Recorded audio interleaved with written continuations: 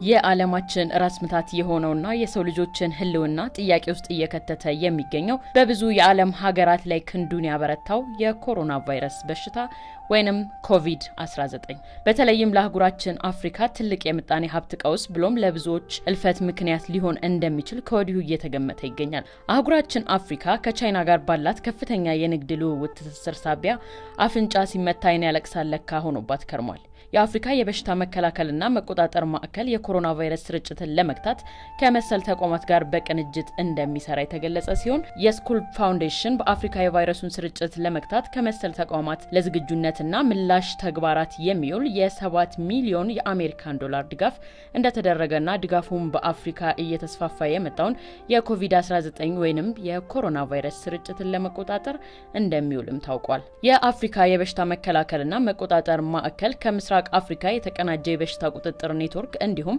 ከምስራቅና ደቡባዊ አፍሪካ የሰውና የእንስሳት ተላላፊ በሽታዎች መቆጣጠሪያ ማዕከል ጋር በመሆን የበሽታውን ስርጭት ለመቆጣጠር እንደሚሰራም ታውቋል።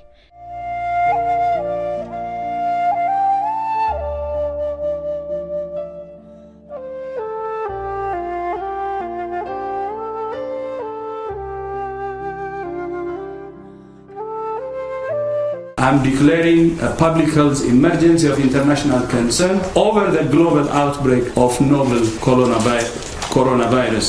ለመሆኑ ኮሮና ቫይረስ እንዴት ተቀሰቀሰ? ኮሮና ቫይረስ ከየት ተነሳ?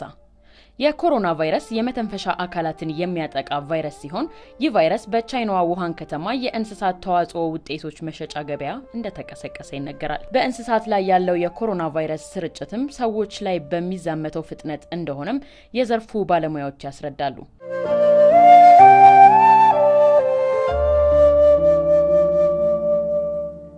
ለመሆኑ ኮሮና ማለት ምን ማለት ነው?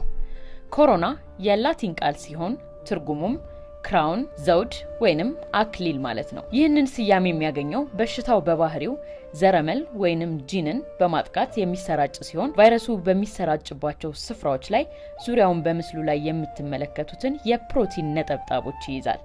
ይህም የዘውድ ወይንም የአክሊል ቅርጽ እንዲይዝ ያደርገዋል። ለዚህም ነው በላቲን ኮሮና ማለት ክራውን ስለሆነ የኮሮና ቫይረስ የተባለው ወይንም በሳይንሳዊ ስያሜው ኮቪድ-19። የኮሮና ቫይረስ እንዴት ይተላለፋል? የበሽታውን ስርጭትስ እንዴት እንከላከላለን የሚለውን እንመልከት። አንደኛው በኮሮና ቫይረስ የተጠቃ ሰው ባስነጠሰበት አሊያም በሳለበት አካባቢ ላይ መገኘት። በበሽታው የተያዘ ሰው የተጠቀመባቸው ወይም ንክኪ ያደረገባቸውን ቁሳቁሶች ከነካንና እጆቻችንን በአግባቡ በሳሙናና በውሃ ካልታጠብን በቀላሉ የኮሮና ቫይረስ ወይንም ኮቪድ-19 ተጠቂዎች ልንሆን እንችላለን። ሶስተኛው በበሽታው ከተያዙ ሰዎች ጋር ቀጥተኛ የሆነ ግንኙነት ወይንም ንክኪ ሲፈጠር፣ እንዲሁም በኮሮና ቫይረስ ከተጠቁ እንስሳቶች ጋር በሚኖረን ንክኪ ለበሽታው ልንጋለጥ እንችላለን። አንድ ሰው በዚህ ቫይረስ ሲያዝ ምን አይነት ምልክቶች ሊታዩበት ይችላሉ? ከፍተኛ ትኩሳት፣ ሳል፣ የጉሮሮ መዘጋት፣ የትንፋሽ መቆራረጥ፣ አልፎ አልፎ አጣዳፊ ተቅማጥና ትውከት።